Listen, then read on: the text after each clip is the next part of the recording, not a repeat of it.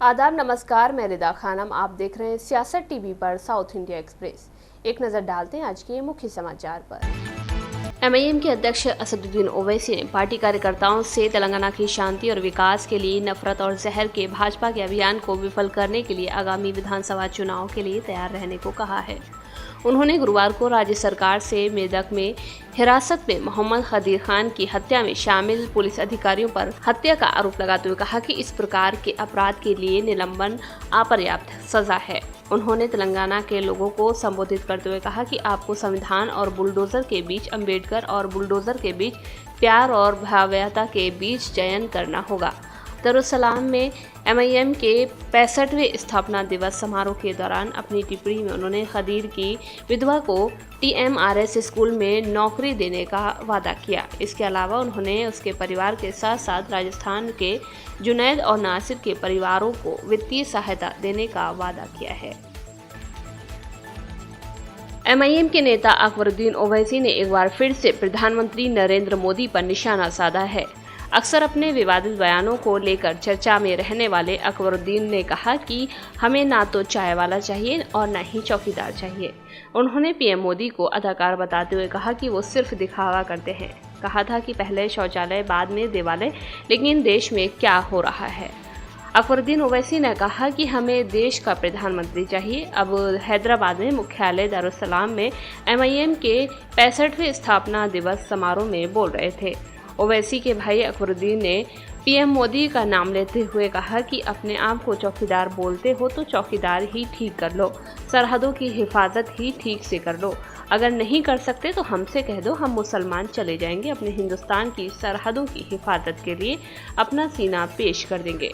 हम अपने आप को चौकीदार नहीं कहेंगे, हम अपने आप को इस मुल्क के बाशिंदे कहेंगे और सरहद पर जाएंगे। प्रदेश में इस साल के अंत तक हर घर तक इंटरनेट की सुविधा पहुंचाने की प्रक्रिया पूरी कर ली जाएगी। राज्य सरकार द्वारा की गई इस पहल के संबंध में टी फाइबर के अधिकारियों ने कहा कि 75% ग्राम पंचायतों में इंटरनेट सुविधा उपलब्ध कराने के कदम पूरे कर लिए गए हैं। सुजाई करमपुरी के प्रबंध निदेशक टी फाइबर ने कहा कि इस साल के अंत तक राज्य के विभिन्न गाँवों में 10 लाख घरों में इंटरनेट सुविधा देने की प्रक्रिया पूरी कर ली जाएगी। उन्होंने कहा कि राज्य के सूचना प्रौद्योगिकी मंत्री के.टी. रामाराव के निर्देशानुसार इस वर्ष के अंत तक राज्य के सभी ग्रामीण क्षेत्रों में घरों में इंटरनेट सुविधा उपलब्ध कराने के लिए कदम उठाए जा रहे हैं। उन्होंने कहा कि राज्य के 10 जोन, 31 जिलों, 584 मंडलों, 8,778 ग्राम पंचायतों और 10,128 गाँव में चरणबद्ध तरीके से ये सुविधा उपलब्ध कराने का काम किया जा रहा है। केंद्रीय गृह मंत्री अमित शाह ने कर्नाटका के बीदर में आज जनसभा को संबोधित करते हुए कांग्रेस पर निशाना साधा है। उन्होंने कहा कि कांग्रेस त्रिपुरा, नागालैंड और मेघालय में हारने के बाद कहीं नहीं दिख रही है। गृह मंत्री अमित शाह ने कहा कि त्रिपुरा, नागालैंड और मेघालय में कांग्रेस का सुपड़ा साफ हो गया है। हारे तो हारे, लेकिन ऐसे हारे हैं कि दूरबीन लेकर भी नहीं दिख रहे हैं। कांग्रेस को नागालैंड में 0 सीट, मेघालय में 3 सीट और त्रिपुरा में सिर्फ 4 सीटें मिली हैं। उन्होंने दावा किया है कि राज्य में भाजपा को बहुमत मिलेगा। भाजपा नेता शाह ने कहा कि कांग्रेस के पास विजय का कोई सूत्र नहीं बचा है। राहुल गांधी के नेतृत्व में कांग्रेस का स्तर दिन प्रतिदिन गिरता जा रहा है। ये लोग नारे लगा रहे हैं कि मोदी तेरी कब्र खुदेगी, और आम आदमी पार्टी के लोग कहते हैं कि तुम मोदी मर जाओ। इनके कहने से क्या होता है? ईश्वर आपकी नहीं सुनेगा, क्योंकि 130 करोड़ की जनता मोदी जी की लंबी आयु के लिए प्रार्थना कर रही है। वरिष्ठ कांग्रेस नेता सिद्धरामैया का एक कथित वीडियो सोशल मीडिया पर वायरल हो रहा है। इसमें वो कथित रूप से पार्टी नेताओं से कह रहे हैं कि 500 रुपए देकर रैली में भीड़ जुटाएं। ऐसे ये स्पष्ट नहीं है कि ये वीडियो कब बनाया गया है। ऐसा प्रतीत होता है कि जब पूर्व मुख्यमंत्री सिद्धरामैया पार्टी की वर्तमान प्रजादानी बस यात्रा के तहत हाल में बेलगावी गए थे, तब ये वीडियो बनाया गया था। मई में संभावित विधानसभा चुनाव के मद्देनजर कांग्रेस ने ये यात्रा निकाली थी। वीडियो में सिद्धरामैया, प्रदेश कांग्रेस कार्यकारी अध्यक्ष सतीश जारकीहोली, विधायक लक्ष्मी हेब्बालकर और विधान परिषद सदस्य चन्नाराज हट्टीहोली समेत विभिन्न नेताओं से बातचीत करते हुए देखे जा सकते हैं। कर्नाटका से भाजपा विधायक मदल विरूपशप्पा ने Karnataka soap and detergent limited के अध्यक्ष पद से इस्तीफा दे दिया है। आज लोकायुक्त की एंटी करप्शन टीम ने विधायक के अधिकारी बेटे को 40 लाख रिश्वत लेते हुए गिरफ्तार किया था। इसके बाद विधायक के घर पर छापा मारा गया, जहां से 6 करोड़ कैश बरामद हुआ था। भाजपा विधायक के घर से कैश बरामद होने पर विपक्ष मुंबई सरकार पर हमलावर है।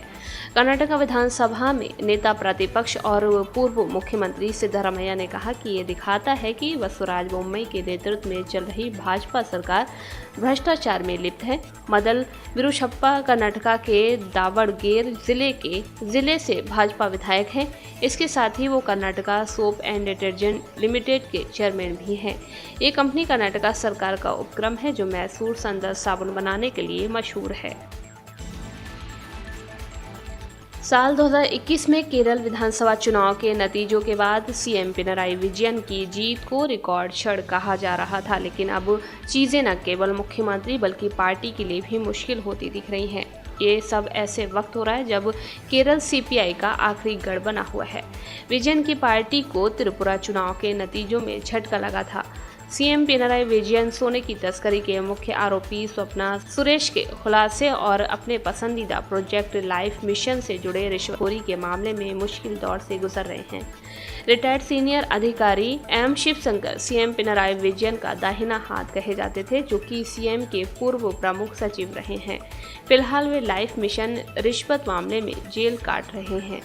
सीएम के एक अन्य करीबी सहयोगी हैं और जो सहायक निजी सचिव सीएम रविंद्रन को ईडी के सामने पेश होना है। रविंद्रन 27 फरवरी को ईडी के सामने पेश नहीं हुए थे, जिसके बाद अब उन्हें मंगलवार का समय दिया गया है। साउथ इंडिया एक्सप्रेस में बस इतना ही। मुझे दे इजाजत। बाकी खबरों के लिए बने रहे सियासत टीवी के साथ।